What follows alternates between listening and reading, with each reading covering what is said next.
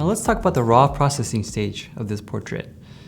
Now when it comes to raw processing, I'm going to be using Capture One in specific just because that's a processing software that I use when I'm retouching. Now if you want to use any other processing software, you're free to do so because all these terms will carry over no matter what you're using. And if you're completely unfamiliar with Capture One, for instance, you can check out my video that I've already done with RGG EDU on getting used to the program and knowing all about it as well.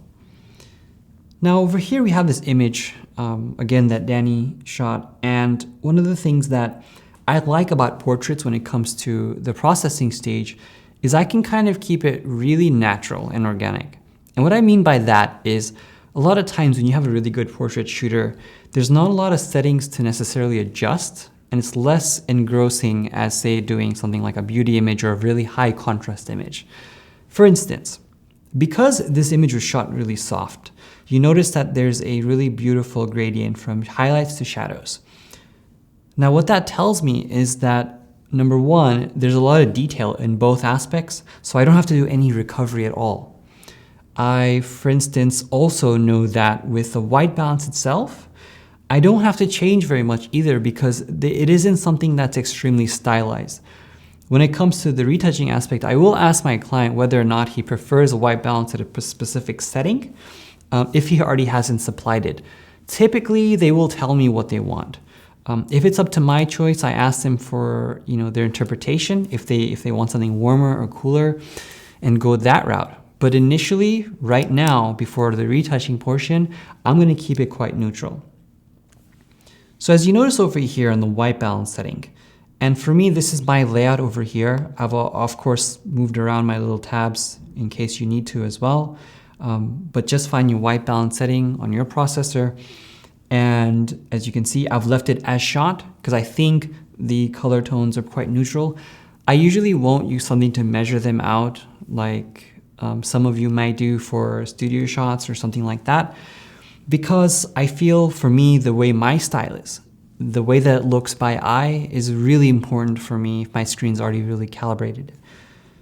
And tint itself, I'm not going to mess with unless there's a specific reason to, because as you notice here, moving left and right, it gives green and purple casts, and I don't want to do that. So I'm going to double click that, reset that, keep the Kelvin the same.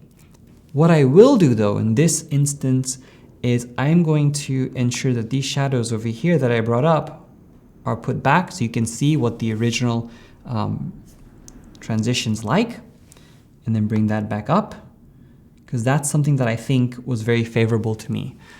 Now, also to note, this is Danny's image, and Danny would obviously do this in a way that's completely different than mine.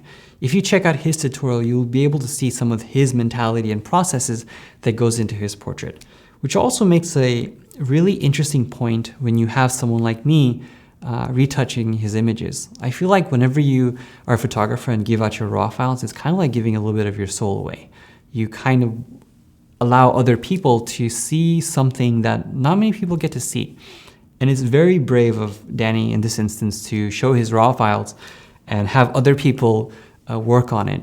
And what's fascinating about that whole process is that the end result always changes based on who works on them.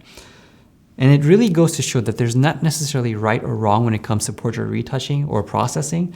It's always about your identity and what you want to get out of the portrait itself, as well as client expectations.